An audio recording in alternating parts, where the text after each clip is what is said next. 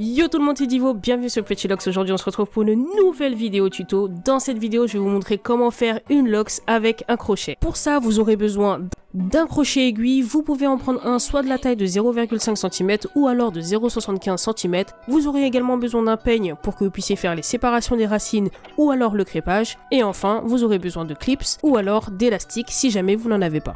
Pour cette vidéo, je vais utiliser les cheveux de mon petit frère, qui a un mélange entre le 4B et le 4C. Comme vous le pouvez le voir, il a des cheveux qui sont plutôt denses et assez épais. Pour vous faire cette petite démonstration, je vais faire deux locks différents. Pour la première, je vais laisser quelques centimètres de racines, qui servira ensuite pour faire une reprise en interlocking. Alors que pour la deuxième, on ira directement sur la technique du retwist. Souvent, je vous dis qu'il peut y avoir une perte de longueur lorsque vous faites de l'interlocking. Là, ce sera l'exemple parfait pour que vous puissiez voir la différence entre les deux techniques. L'objectif est de regrouper tous les petits cheveux ensemble pour ne former qu'une seule et même locks. Donc le crochet de taille 0,5 ou 0,75 va vous permettre d'attraper chaque petit brin de cheveux et les regrouper à l'intérieur de votre locks.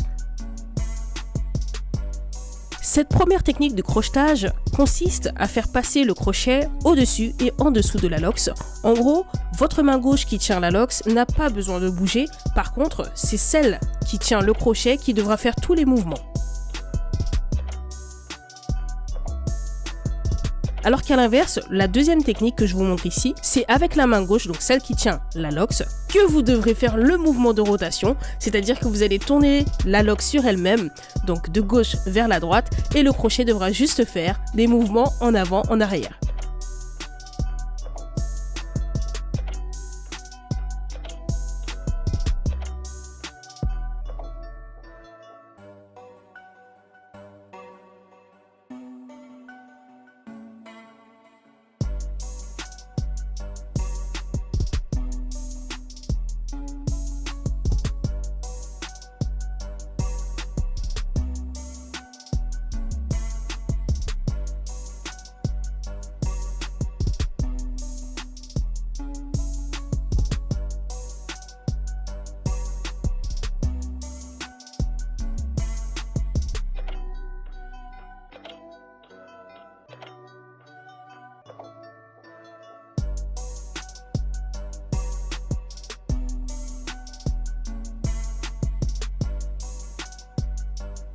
J'ai terminé mes deux locks. Celle de gauche, c'est celle qui va être utilisée pour faire le retwist, alors que celle de droite sera utilisée pour faire l'interlocking. Et comme vous pouvez le voir, il y a une perte de longueur significative de la locks qui servira à l'interlocking.